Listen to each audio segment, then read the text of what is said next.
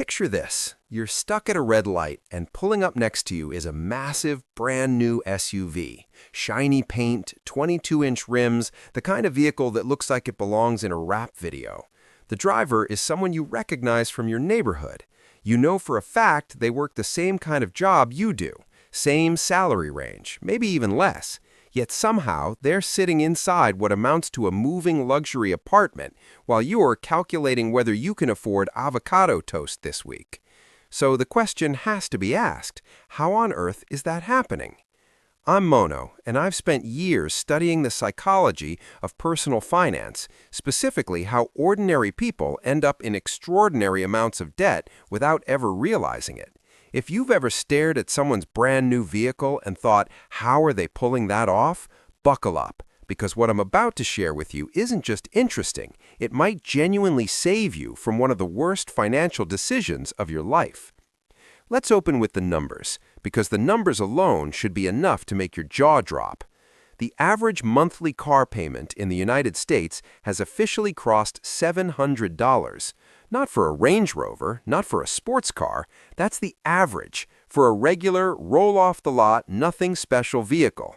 When you zoom in specifically on trucks and larger SUVs, which now represent the overwhelming majority of what Americans are actually buying, those payments regularly land between $900 and $1,300 every single month.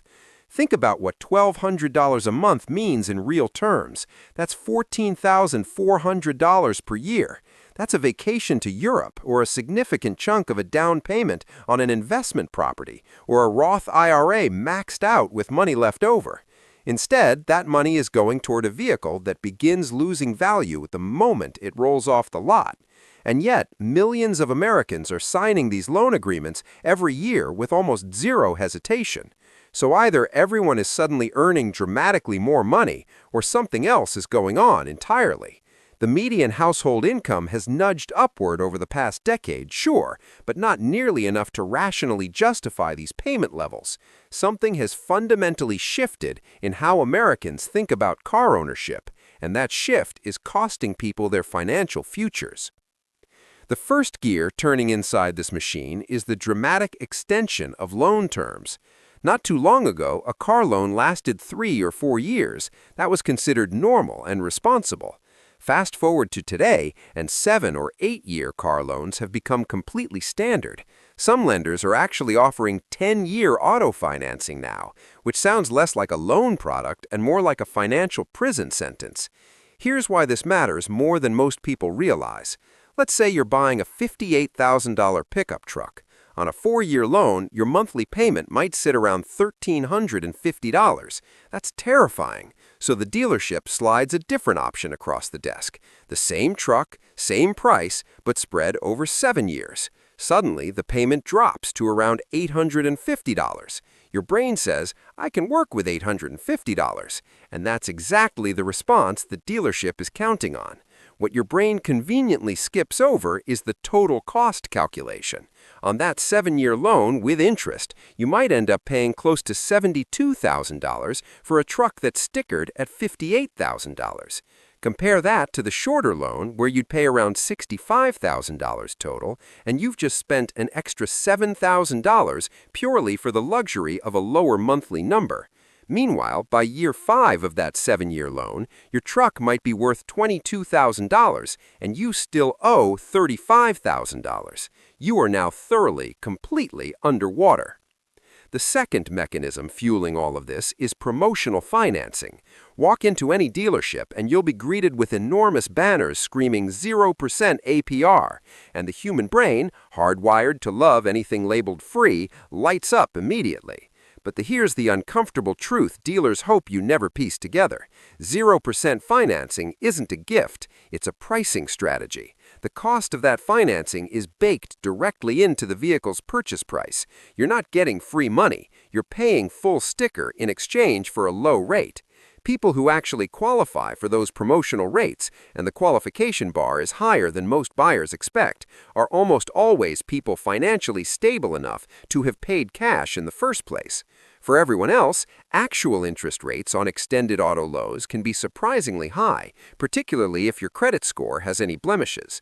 A borrower with fair credit taking a 7-year loan on a $55,000 truck might be paying 8 or 9% interest. Run that math, and the total interest paid over the life of the loan becomes genuinely shocking. And here's where the system becomes truly self-perpetuating: the trade-in cycle. Here's how it plays out in practice. Someone buys a new truck with a 6-year loan. 3 or 4 years in, they're bored with it, or they want the newer model with updated features. The problem is they still owe significantly more than the truck is worth. Classic negative equity. A financially savvy person would recognize they're stuck and ride the loan out, but the dealership has a very different solution ready. Roll the remaining balance into another brand new loan for an even pricier vehicle. So now this person is paying off a truck they no longer own while simultaneously financing a more expensive one. Their total auto debt hasn't shrunk, it's actually grown.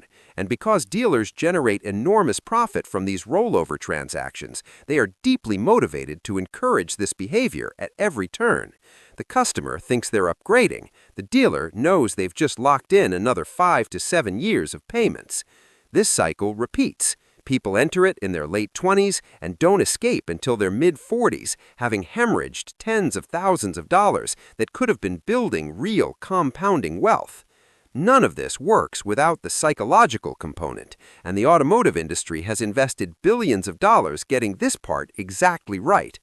Automakers don't just sell transportation. They haven't for decades. What they sell is identity, belonging, social proof. The rugged truck crawling up a mountain in the commercial isn't communicating this vehicle has good torque ratings. It's communicating driving this truck means you are a certain kind of person, capable, successful, worthy of admiration. The family SUV advertisement isn't about cargo space. It's about being a good parent, being responsible, being enough. When a purchase becomes tied to your self-image, rational financial analysis becomes almost impossible. Pointing out to someone that they could meet all their transportation needs with a 3-year-old reliable sedan for a fraction of the cost isn't heard as financial advice. It's received as a personal insult because you're not critiquing their car, you're critiquing them. This is the mechanism that allows someone to pay $1,100 a month for a truck while simultaneously complaining they can't afford to save for retirement. The two facts coexist in their mind without ever creating cognitive dissonance because the truck has been carefully repositioned in their thinking as a necessity, an investment in themselves, a reward they've earned, anything but what it actually is, which is a depreciating liability consuming a third of their take-home income. Let's slow down and run numbers that most people actively avoid calculating. Take a $57,000 truck financed over 7 years at 7% interest. Monthly payment lands at roughly $855, already uncomfortable. But the monthly payment is only one slice of the total cost pie. Add full coverage insurance on a vehicle that valuable, conservatively $240 per month, though in many states significantly more. That's another $2,880 annually. Factor in fuel costs for a truck that delivers somewhere around 16 miles per gallon in real-world conditions. At average fuel prices, that's easily $380 per month or more, especially once you account for any road trips or hauling.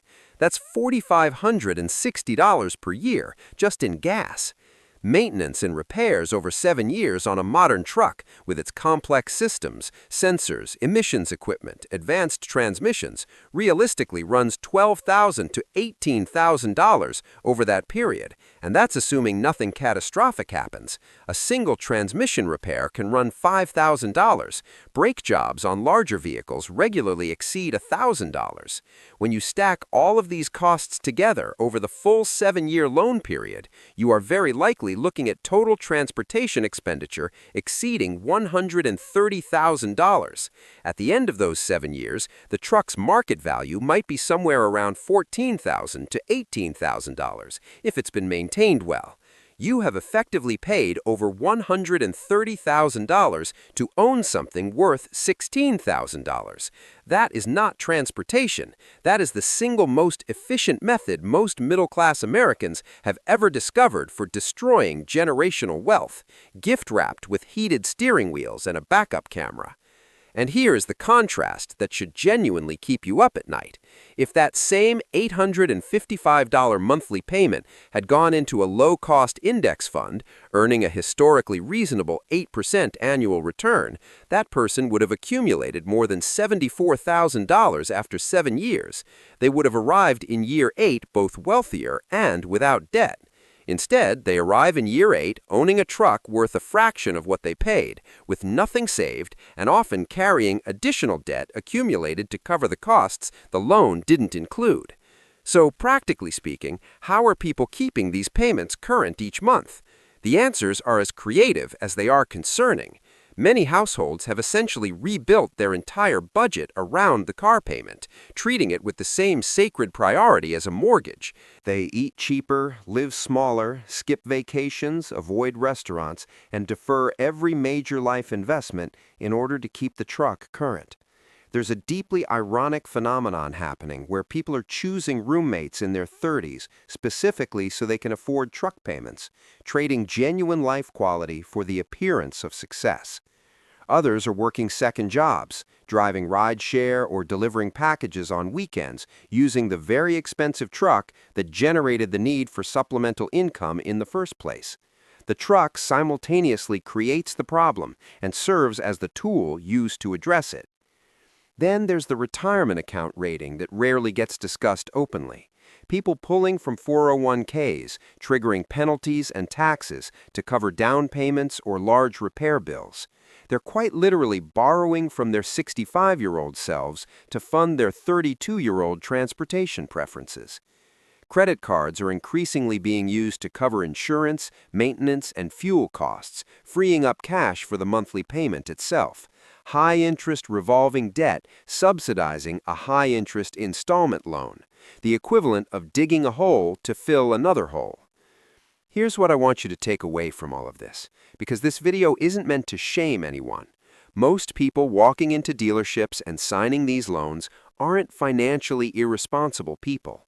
They're people who got caught in a system designed by extraordinarily sophisticated professionals to bypass their rational decision-making. The dealership experience has been engineered down to the lighting, the seating arrangement, the sequencing of conversations, and the precise language used at each stage of negotiation. Everything is calibrated to move you from "I'm just looking" to signing a loan document for an amount that would have horrified you if someone had named it plainly at the start. The defense against this system isn't willpower or financial discipline in the moment. It's preparation before you walk in. It means calculating the total cost of ownership before you ever visit a lot. It means knowing your number, the actual maximum monthly payment that fits comfortably within 10 to 15% of your take-home pay, not 25 to 30%. It means understanding that the vehicle you drive is not a measure of your character, your ambition, or your success as a human being. The next time you see a gleaming new truck in the parking lot and feel a twinge of something, desire, admiration, maybe even inadequacy, remember what you now know. There's a meaningful probability that truck comes with $130,000 of total cost, a family skipping vacations, maxed out credit cards handling the overflow, and a retirement account that looks nothing like it should. The most financially sophisticated move available to most Americans right now isn't a clever investment strategy or a side hustle. It's simply refusing to let the automotive industry convince them that they need to spend a third of their income proving something to strangers at traffic lights. Drive whatever gets you where you're going. Keep the difference. Build something real with it. Because in 20 years, nobody is going to remember what you drove, but you will absolutely feel the difference between the person who invested that money and the person who didn't. If this gave you a new way of thinking about something most people never examine honestly, hit the like button and subscribe. The best financial decisions usually start with someone asking a question most people are too uncomfortable to ask. Thanks for watching.